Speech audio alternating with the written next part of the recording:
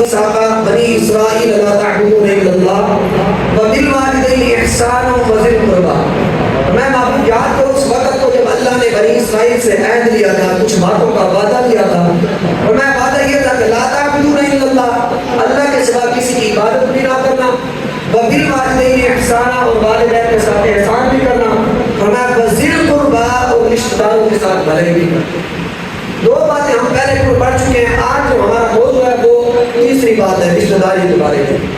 قرآن پاک کے اندر اللہ تبارک و تعالیٰ نے ایک نہیں کئی مقامات پر رشتہ داری کے ساتھ بھلائی کرنا, رشتہ داروں کے ساتھ رشتہ داری قائم رکھنے کے بارے میں اللہ نے حکم ارشاد فرمایا ہے. ان میں سے ہم چند آیات پڑھیں گے, آپ سبحان اللہ پڑھیں گے, اللہ کا قرآن پڑھیں. اور دوسری بات میں یہ بھی کرتا چلوں کہ جو لوگ کہتے ہیں نا سنی صرف کس سے بیان کرتے ہیں, آپ نوٹ کرنا کہ میں کتنی آیتیں پڑھتا ہوں رشتہ داری کے حوالے سے. یہ صرف لوگوں کا دھوکہ دینے والی بات ہے. الحمدللہ سنی قرآن بھی پڑھتے ہیں, حضور کا فرمان بھی پڑھتے ہیں. آپ ایک مرتبہ کہہ کے سبحان اللہ کہیں.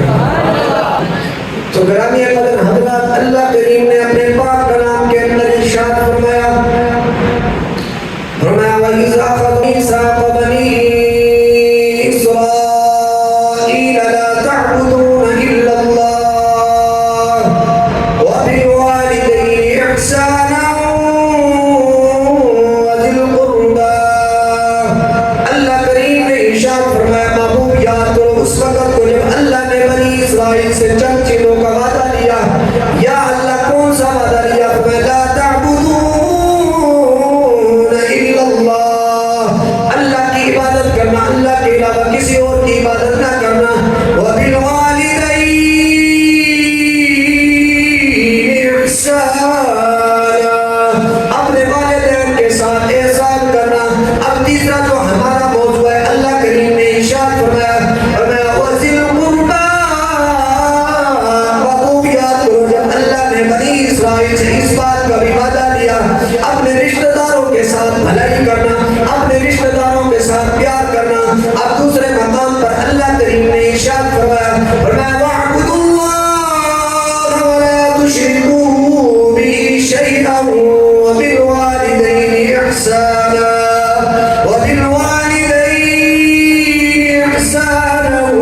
وَبِذِي الْقُرْبَى.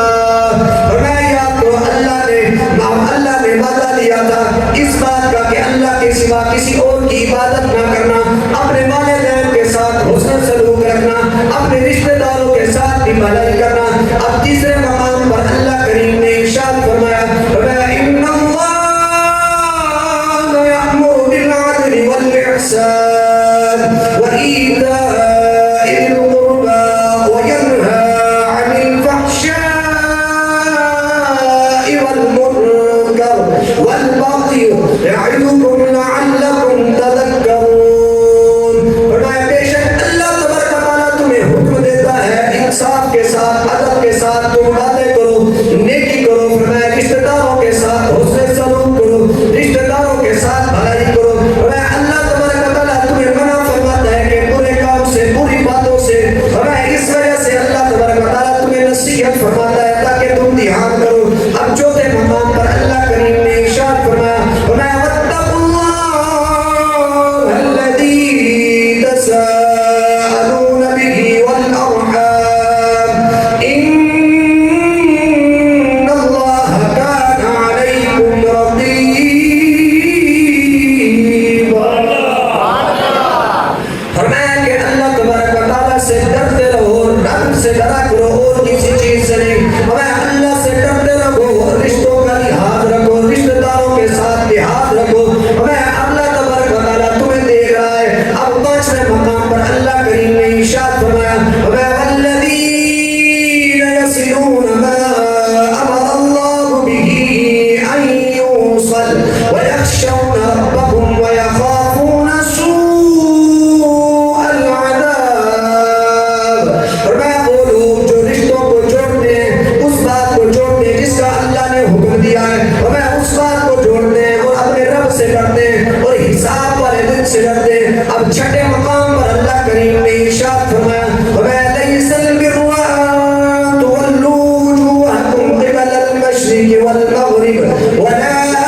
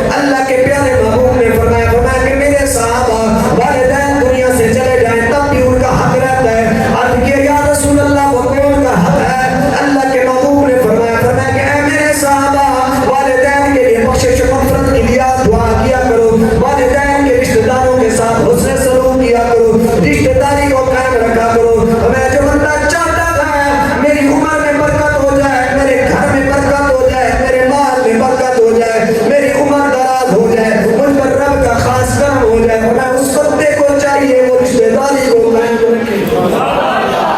گرامی قدر حضرات، آیت ہم حضور کی سیرت کو دیکھتے ہیں، حضور نے رشتہ داری کو کیسے قائم کیا ہے۔ ذرا اس واقعے کو سن کر پھر اپنے دل و دماغ کی کھڑکیوں کو کھولیں۔ حضرت ابو ذر غفاری رضی اللہ تعالی عنہ اس حدیث کے راوی ہے، آپ فرماتے ہیں ایک مرتبہ اللہ کے پیارے محبوب نے صحابہ کو مخاطب کر کے فرمایا، اے میرے صحابہ، میں تمہیں یہ بات بتانا چاہتا ہوں، عن قریب تم نے مصر کو فتح کرنا ہے، اور جب مصر کو فتح کر لینا، وہاں کے لوگوں کے ساتھ حسن سلوک رکھنا، وہاں کے لوگوں کے ساتھ نیکی رکھنا، رشتہ داری کو قائم رکھنا۔ حضرت ابو ذر غفاری فرماتے ہیں ہم نے حضور کی بارگاہ میں عرض کیا، یا رسول اللہ صلی اللہ تعالی علیہ وسلم، مصر والوں سے ہمارا کیا رشتہ ہے؟ مصر والے تو کافر ہیں، یا رسول اللہ ہمارا ان کے ساتھ تعلق کیا ہے؟ صحابی فرماتے ہیں حضور نے فرمایا کہ اے ابو ذر غفاری، اے میرے صحابہ، ہمارا ان کے ساتھ رشتہ یہ ہے، میری دادی صاحبہ حضرت حاجرہ رضی اللہ تعالی عنہ، حضرت ابراہیم کی زوجہ محترمہ، حضرت اسماعیل کی والدہ محترمہ، فرمایا آپ مصر کی تھی، میں اس وجہ سے مجھے اپنی رشتہ داری کو یاد رکھنا ہے، مجھے اپنے اس جناب رشتہ داری کے تعلق کو یاد رکھنا ہے۔ حضرت ابو ذر غفاری فرماتے ہیں عن قریب وہ وقت بھی قریب آ گیا، ہم نے مصر کو فتح کیا، فتح کرنے کے بعد ہم نے لوگوں کے ساتھ نیک سلوک کیا، ان کے ساتھ ہم نے اچھا برتاؤ کیا۔ جب مصر والوں نے ہم سے پوچھا کہ تم ہمارے ساتھ یہ اتنا سلوک کیوں کر رہے ہو، حضرت ابو ذر غفاری فرماتے ہیں ہم نے ان کو اللہ کے نبی کا یہ فرمان سنایا کہ اللہ کے محبوب نے فرمایا تھا کہ میری دادی صاحبہ جو آج سے صدیوں سال پہلے گزر گئی ہے وہ مصر کی تھی، اللہ کے محبوب کا فرمان تھا کہ رشتہ داروں کے ساتھ بھلائی کرنا۔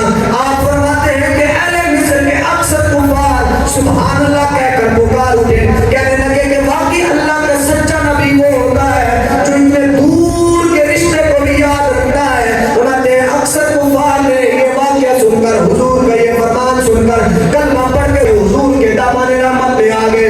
پھر شہر نے اپنا قلم اٹھایا، شہر کیا کہتا ہے؟ کہتا ہے کہ تو آیا نہ درد کیوں بد نصیبہ ہزاراں رنگاں وچ رنگے دے محمد۔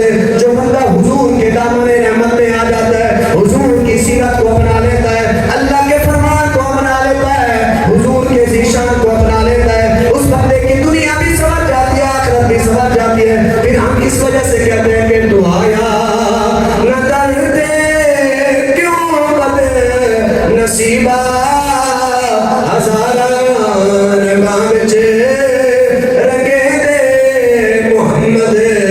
اساں سنے تے آیاں قدیم حدیثاں غریباں دے ویڑے بسے دے۔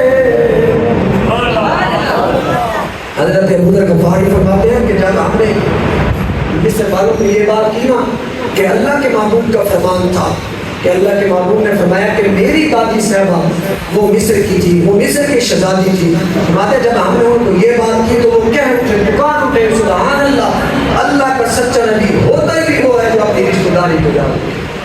اب ذرا ہم دیکھیں حضور تو صدیوں پرانی وہ رشتہ داری کی یاد رکھے، کہاں حضرت حاجرہ، کہاں حضور کی ولادت، کہاں وہ حضرت ابراہیم اور اسماعیل، کہاں حضور کی ولادت۔ حضور نے اس رشتہ داری کو یاد رکھ کے اپنے صحابہ کو فرمایا صحابہ مصر فتح کر کے لوگوں پر ظلم نہ کرنا، فرمایا ان کے ساتھ حسن سلوک کرنا۔